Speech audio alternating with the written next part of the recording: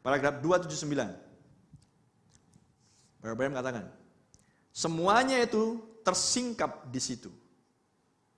Dan ketujuh meterai membukakan pewahyuan tentang apa yang dulunya ada di situ. Sudah ada di situ sebelum-sebelumnya. Dan tetap ada di dalam firman. Anda tidak bisa mengeluarkan itu dari firman. Anda tidak akan meninggalkan firman. Dan rohnya Allah tidak akan pernah meninggalkan firman tersebut. Ia akan tetap bersama dengan firman. Membutakan yang satu. Namun membukakan mata yang lain. Praise the Lord. Akan selalu begitu caranya. Oh, haleluya.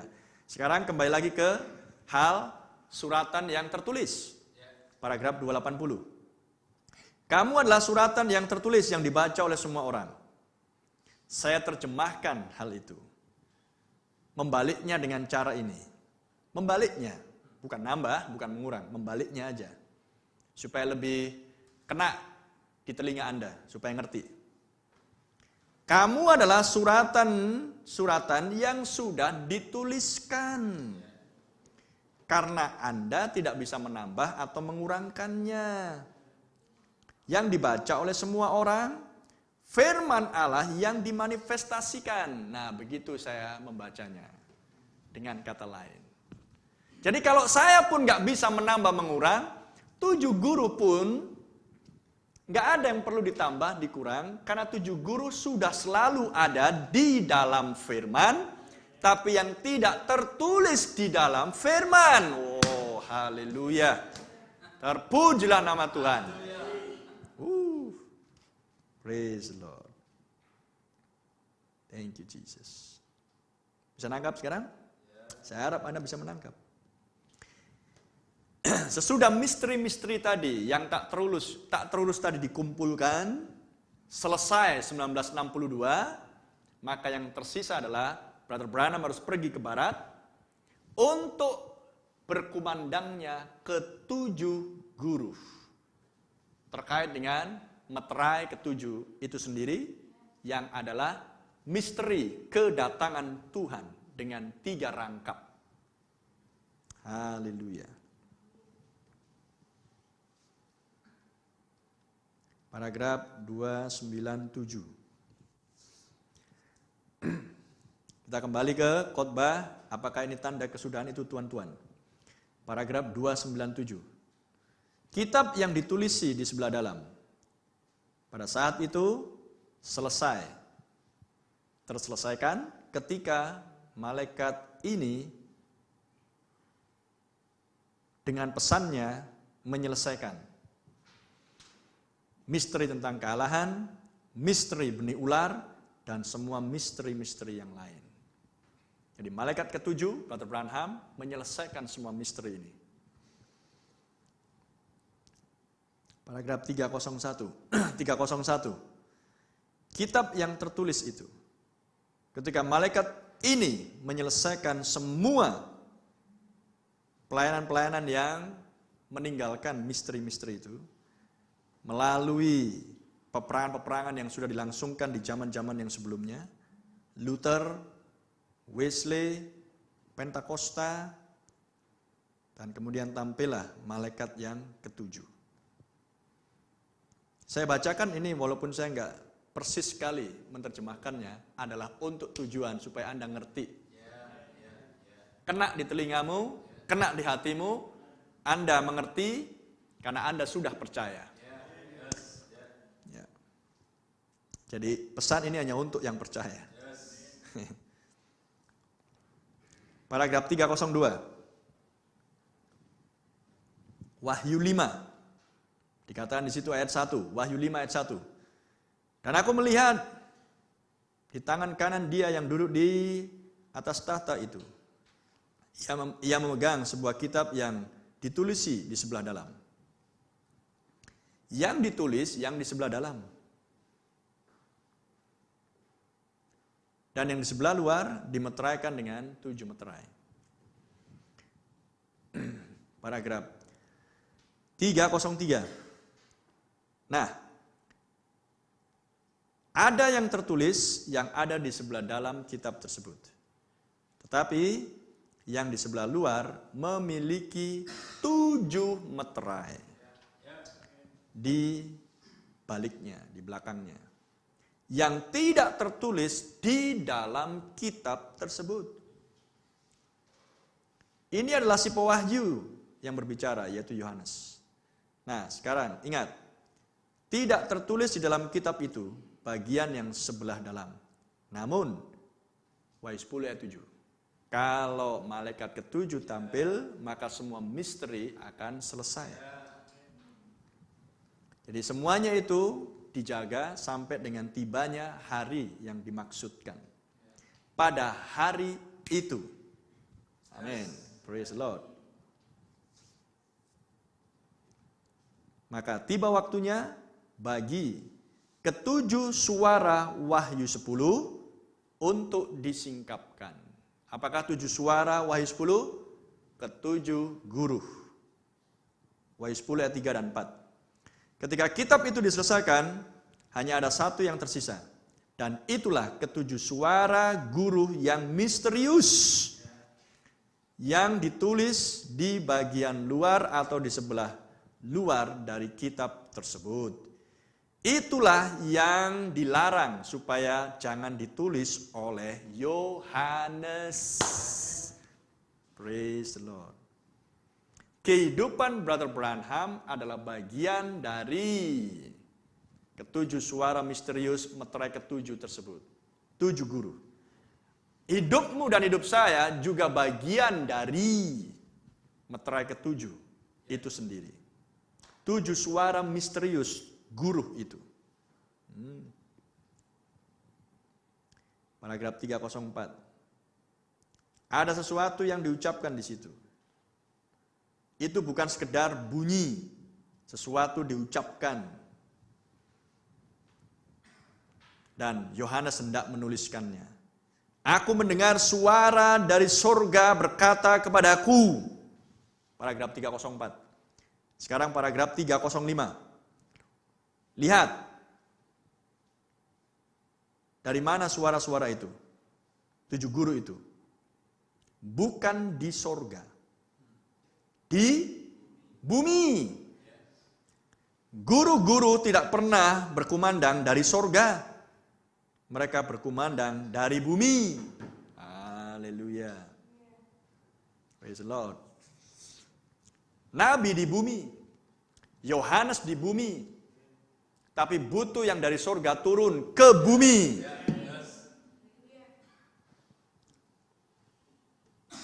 Sehingga bukan lagi perkataan Nabi, bukan perkataan malaikat ke-7, bukan perkataan Branham, tapi lah Kristus sendiri. Di dalam Branham mengumandangkan ke-7 guru di bumi. Kepada siapa? Mempelai wanita. Mempelai wanita di surga atau di bumi? Di bumi. Amin.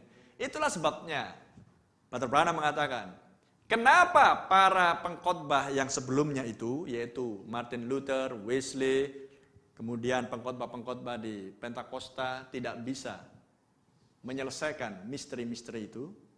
Karena usia mereka tidak terlalu lama. Amin. Sehingga usia mereka di bumi sudah dibatasi, sehingga usia mereka selesai, tubuh mereka selesai, maka jiwa mereka ke Taman Firdaus. Tapi sekarang ada tubuh-tubuh orang-orang pilihan yang disediakan Tuhan, dimanifestasikan suratan Kristus yang hidup, yang dibaca oleh semua orang, yang ada di bumi. Maka 7 guru harus berkumandang di bumi, melalui nabi di bumi, untuk mempelai wanita di bumi, tapi dibutuhkan yang dari surga turun ke bumi. Haleluya. Sebab jika yang dari surga nggak turun ke bumi, maka nasib yang di bumi tidak beda dengan Martin Luther. Tidak memiliki sepenuhnya kebenaran. Oh, mulialah nama Tuhan. Paragraf 306. Yang di sebelah luar, ketika kitab ini diselesaikan, bukan, Yohanes tidak mengatakan Di sisi bagian depan. Di sisi bagian depan. Yohanes bilang yang di sebelah luar. Sesudah yang semua di dalam ini diselesaikan. Ketujuh suara guru itu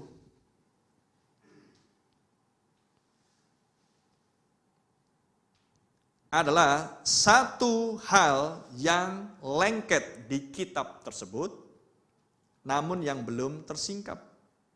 Bahkan tidak tertulis di dalam kitab tersebut. Apakah ia benar demikian? Sesuai dengan mimpi? Iya. Lihat mimpi itu gunung. Gunung itu adalah yang di sebelah dalam. Bisa nangkap? Kemudian puncaknya terungkit. Di bawah puncak yang terungkit ada batu granit putih yang belum terkena cahaya matahari. Apakah batu granit putih bagian yang lain yang tidak nempel dari gunung tersebut? Bagian dari gunung tersebut. Jadi ketujuh guru suara itu selalu nempel di firman, di kitab itu. Namun yang tidak tersingkap, bahkan tidak tertulis di dalam kitab tersebut. Haleluya. Bahasa apa ini? Inilah bahasa akhir zaman.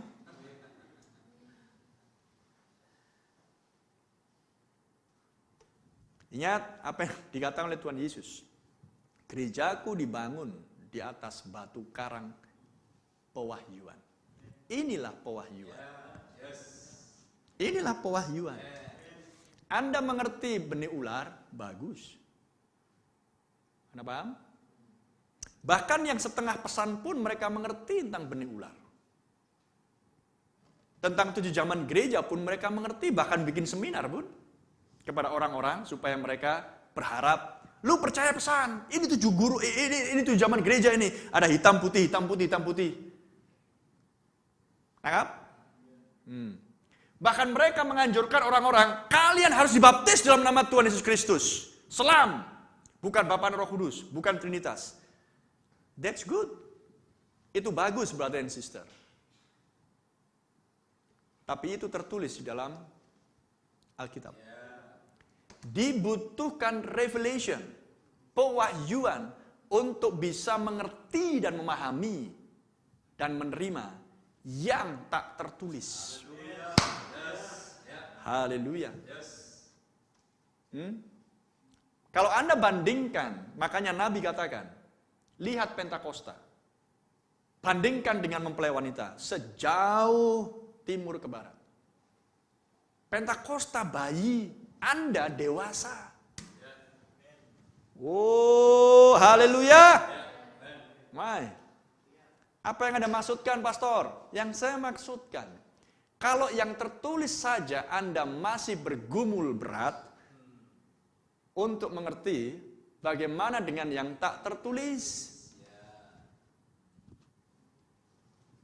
Gerejaku dibangun di atas batu karang pewahyuan. 7 guru suara itu tidak tertulis di dalam kitab itu, tapi selalu nempel di kitab tersebut. Oh, dan hanya 7 guru itu, kalau ia tersingkap, dan kemudian roh yang sama melalui nabi menyingkapkan untuk Anda pribadi, Anda menjadi ciptaan yang baru. Seperti Nabi bilang, tidak peduli mau 60 kali pun Anda dibaptis dengan cara yang benar. Anda belum ciptaan yang baru. Bisa nangkap? Praise the Lord. Inilah yang dalam. Yang tertulis ya, tinggal baca, pelajari, asal Anda mau rendah hati, percaya Nabi, pasti ngertinya itu. Tapi kalau yang tertulis saja, Anda sulit untuk mengerti dan menghidupinya, bagaimana dengan bagian yang tak tertulis? Makanya satu sisi Brother Branham bilang, Anda nggak butuh pewahyuan untuk mengerti baptisan air. Betul? Apakah Anda butuh pewahyuan untuk mengerti salah satu misteri? Baptisan Roh Kudus tanpa sensasi. Saya rasa enggak. Karena Pentakosta mengajarkan Baptisan Roh Kudus pakai sensasi, penyusulan, ucapkan, kemudian setelah enak, saya dipenuhi Roh Kudus. Itulah bukti bahwa saya dibaptis Roh Kudus. Tapi hidupnya melenceng. Apakah Anda butuh pewahyuan untuk mengerti? Lah, hidupnya melenceng, masa dia punya Roh Kudus walaupun kekataanmu? Oh, brother. Jadi Anda harus ingat, Anda harus tahu persis apa yang namanya pewahyuan itu. Haleluya. Lihat Nabi. Ketika sampai kepada penglihatan, tanggal 22 Desember, dia berdoa dengan sungguh, Tuhan, buat aku ngerti. Menggelisahkan. Apakah ledakan itu Tuhan? Oh, brother, dia butuh pengertian. Dia butuh pewahyuan. Amin. Haleluya.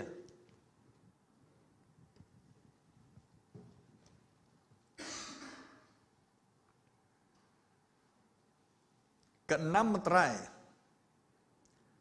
tidak membingungkan. Tapi meterai ketujuh terkait dengan 7 guru membingungkan. Penuh dengan kontroversi, perdebatan, perbantahan, dan menghasilkan perpecahan. Keenam mimpi nggak membingungkan. Tapi penglihatan menutup keenam mimpi. Tidak semudah untuk bisa mengerti.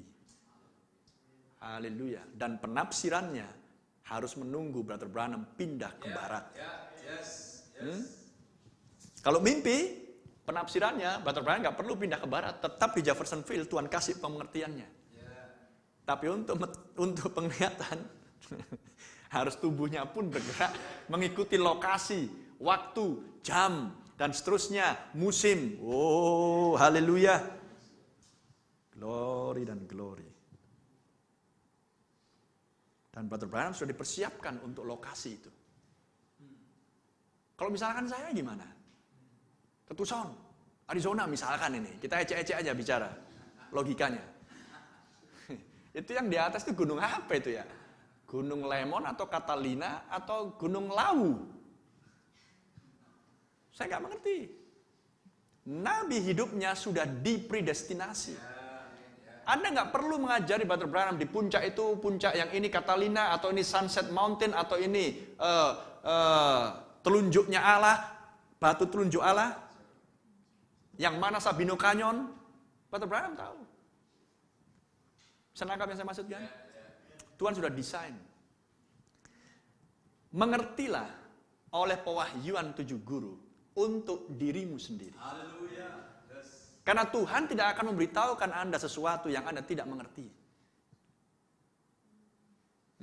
Bisa nangkap? Kembali lagi ingat. Kalau ini biji mangga, apakah nanti ketika mangga itu tumbuh besar dan kemudian menghasilkan buah, dia bertanya, Tan, petani maksudnya, Tan. Aku mau tanya, ini buah mangganya? No way.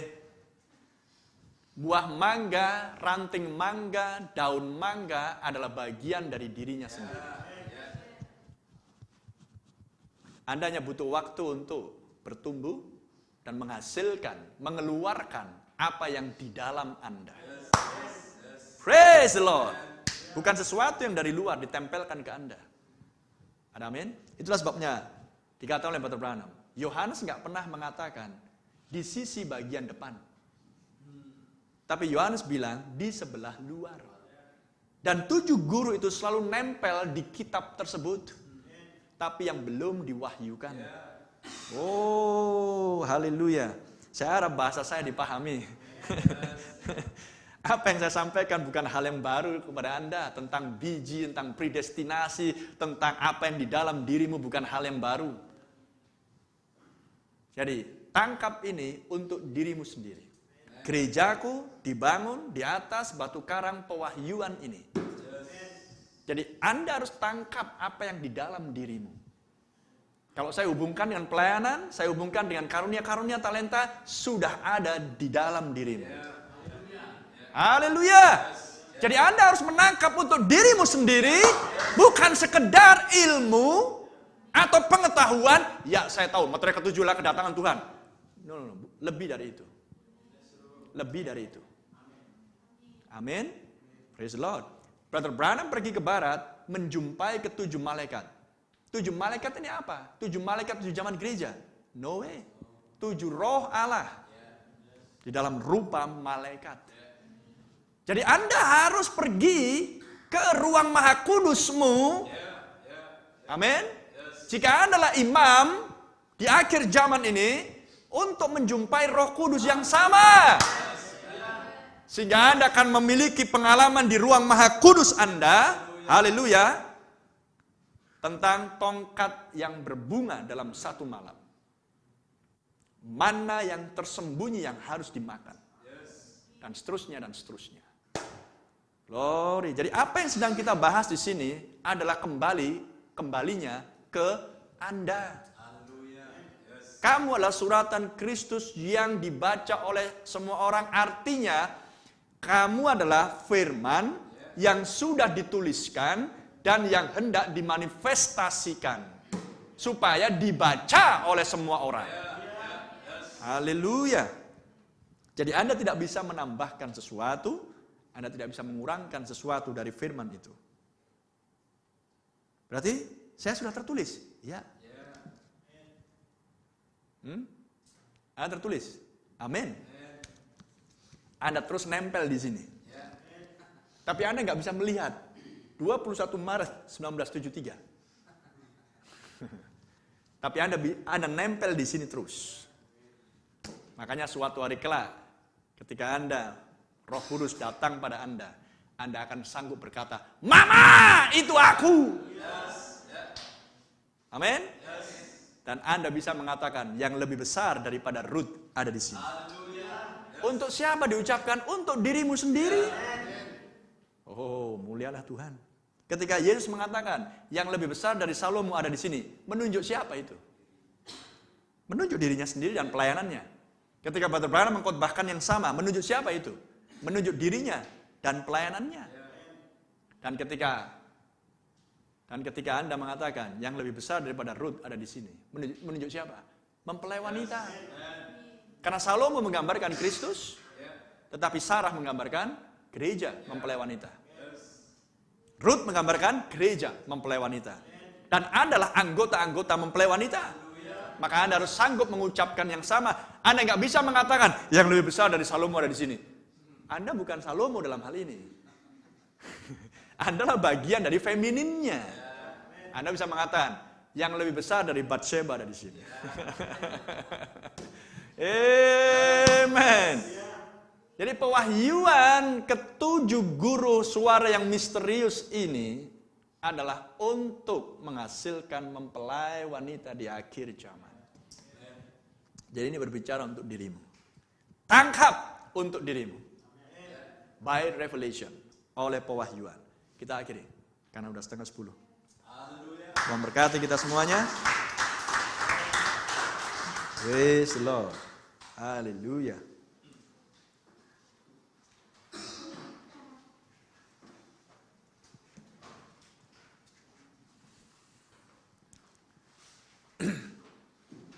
Haleluya. Terpujilah nama Tuhan. Tidak ada